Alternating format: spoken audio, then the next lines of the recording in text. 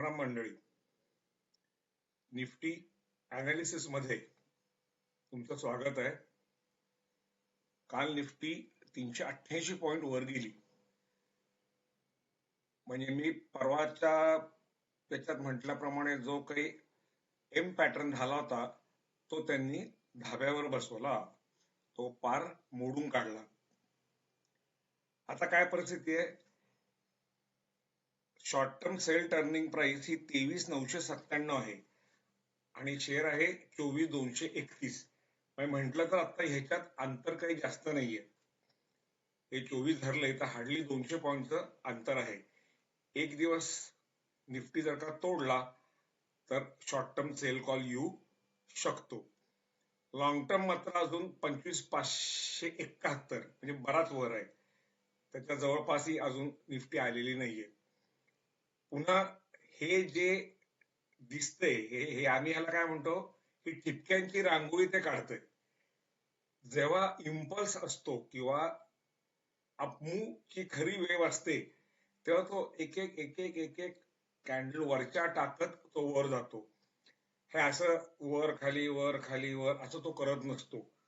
थोडक्यात सांगण्याचा मुद्दा एवढाच आहे की तेजी अजून चालू झालेली नाहीये किंवा मंदी अजून संपलेली नाहीये. ही जी काय करेक्शन चालू होती हिची ही करेक्शन आहे. इलियॉट वेव्ह थेरी हे आम्हाला उत्तम प्रकारे समजावून सांगते.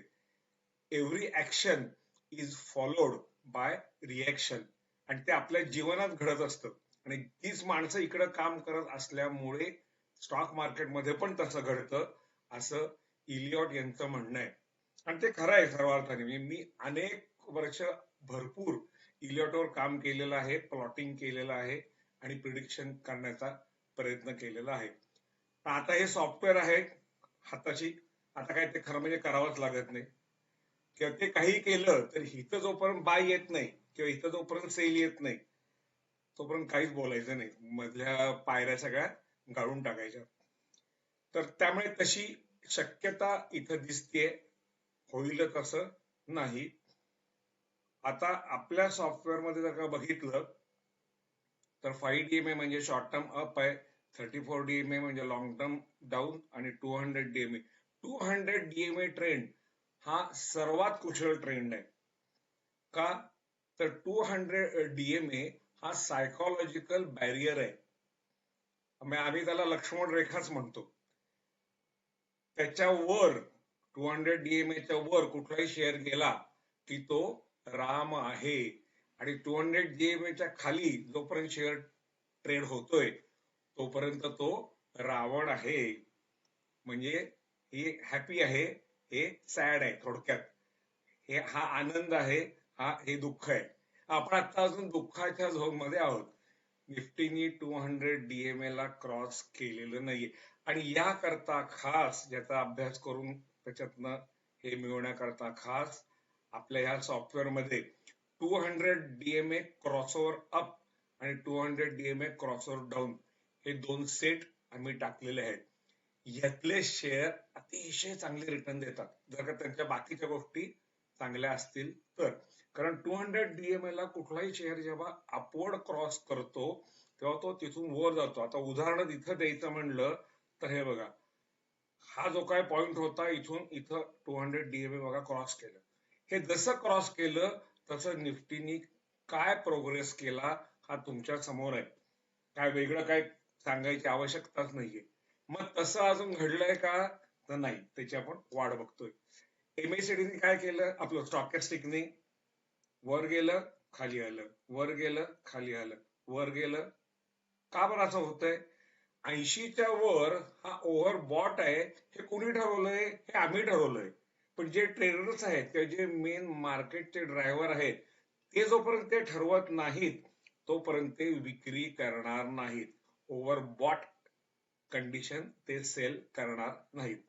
त्यामुळे ह्याला 100ची लिमिट असते, हा 100च्या वर जाऊच शकत नाही. मग तो तिथं जागेवर वर खाली करतोय.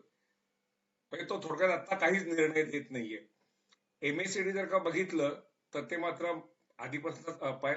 मेन मला जो कन्सर्न दिसतोय तो RSI चा. एवढं मार्केट आता वर गेलंय म्हणजे ह्या पॉइंट पासून हा आत्ताचा एंड पॉइंट, भरपूर पॉइंट दिले, पण एवढं देऊन सुद्धा RSI डाऊन का? रिलेटिव्ह स्ट्रेंथ इंडेक्स, त्याचा अर्थ रिलेटिव्हली मार्केटमध्ये स्ट्रेंथ अजून नाहीये का? कारण ज्या दिवशी ती येईल त्या दिवशी RSI अप होईल, आणि RSI मध्ये इतकी पॉवर आहे की तो जर का वर गेला नाही, अप इंडिकेशन त्यानं दिलं नाही, तर तो बाकीच्या सगळ्यांना डाऊन करू शकतो. लक्षात येतं का काय म्हणतोय ते? एवढी पॉवर त्या एकट्या RSI मध्ये आहे. सगळं बघा, सगळ्या ह्याच्यात म्हणजे लॉंग टर्म आणि 200 DMA सोडून दिले तर शॉर्ट टर्म, इंट्राडे, MACD, अरे वा, MA क्रॉसओव्हर पण झालं, हे काल नव्हतं.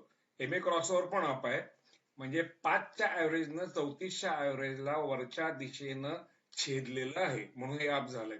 पण RSI स्टील डाऊन. माझ्या दृष्टीनं कन्सर्नचा तेवढा एकच भाग आहे. तर आता हे सगळं आपण विचारात घेऊ आणि मग आजची काय कृती करायची ते ठरवू.